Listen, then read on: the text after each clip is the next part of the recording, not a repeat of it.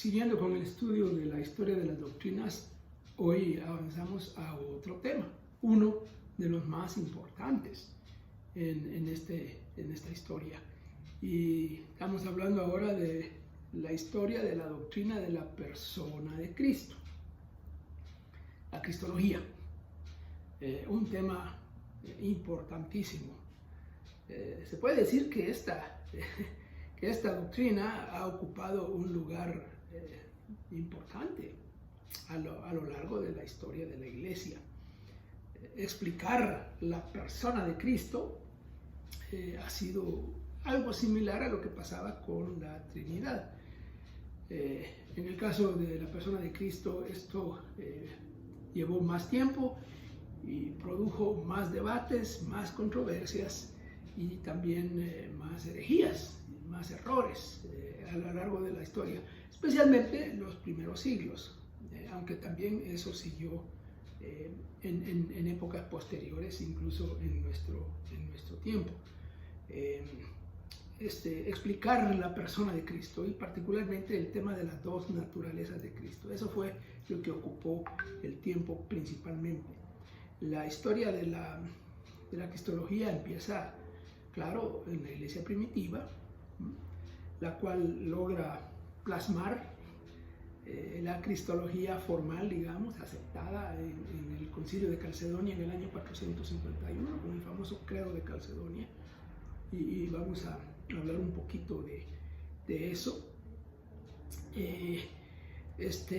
Más adelante se puede decir que queda establecido y no hay mayores problemas hasta que en el siglo XVII, siglo XVIII, se inicia lo que hoy llamaríamos un segundo periodo cristológico, que viene influido por la filosofía racionalista de la época, el periodo de las ciencias, el periodo de la modernidad, y se pone en duda la persona de Cristo, y vamos a hablar de eso cuando lleguemos ahí.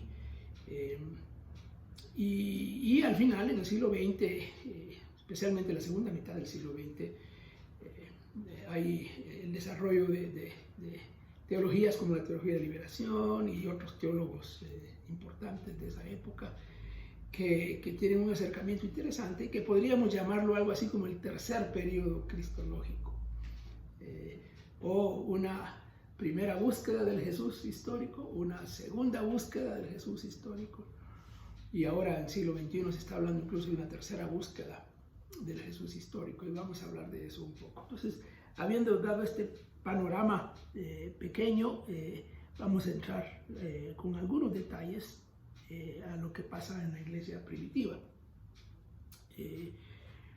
Los primeros, los padres apostólicos, los discípulos de los apóstoles, ya hemos dicho que ellos no estuvieron elaborando doctrina de una manera tan completa, tan formal, como se haría después. Ellos no eran teólogos sistemáticos como nosotros estamos acostumbrados. Ellos eran pastores y se acercaban con ese tono a los temas. Eso no quiere decir que no trataran los temas o que no hablaran de los temas. Sí, y que no hablaran de la persona de Cristo, por ejemplo. No, claro que sí, y mucho. Lo hicieron abundantemente, porque ese ha sido el tema principal en la historia de la iglesia, no solo en temas académicos, sino en temas pastorales.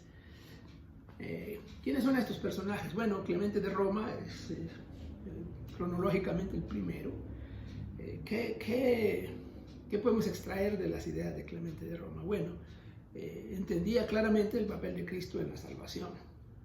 Ya lo explicaba, siguiendo los escritos, especialmente las enseñanzas de Pablo. Reconocía plenamente la encarnación, aunque no la explicaba. Creía en el Cristo preexistente, como lo enseñaba el Nuevo Testamento. También creía en la exaltación de Cristo y en su lugar de honor junto al Padre en el presente. Son pequeños tips de la cristología de Clemente de Roma. Ignacio de Antioquía, ¿qué podemos decir? de este padre apostólico. Habla de la encarnación en términos tales que busca rechazar toda idea de docetismo, y vamos a hablar del docetismo como una herejía de las primeras que hubo, que tenía una apariencia de humanidad. Eso es lo que enseñaba el docetismo, y Ignacio quería alejarse de eso.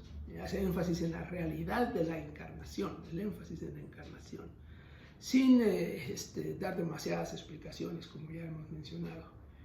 Empezó a elaborar algo sobre la doctrina de la unión hipostática. Ese concepto viene más tarde, no está ahí en esa época. En términos semejantes a los que se usarían después para definir la doctrina. El énfasis estaba inclinado hacia el lado ontológico, el ser de la persona de Cristo. Los padres apologistas, entre los apologistas se observa una manera un poco distinta de tratar la cristología, dependiendo de la región geográfica donde estuvieran ellos, ¿no? Por un lado, los apologistas latinos, los del lado occidental del imperio, tenían una cristología un poquito más exacta, más bíblica, más sencilla, pero menos profunda, menos abstracta y menos especulativa. No abundaban mucho. Por el otro lado, los apologistas griegos, los de la parte oriental del imperio, con la influencia de la filosofía griega, especulaban más. Tenían más elaboración lógica y buscaban explicar mejor, por ejemplo, la encarnación. Además, por causa de eso mismo, había más herejías cristológicas en la parte oriental que en la parte occidental del imperio.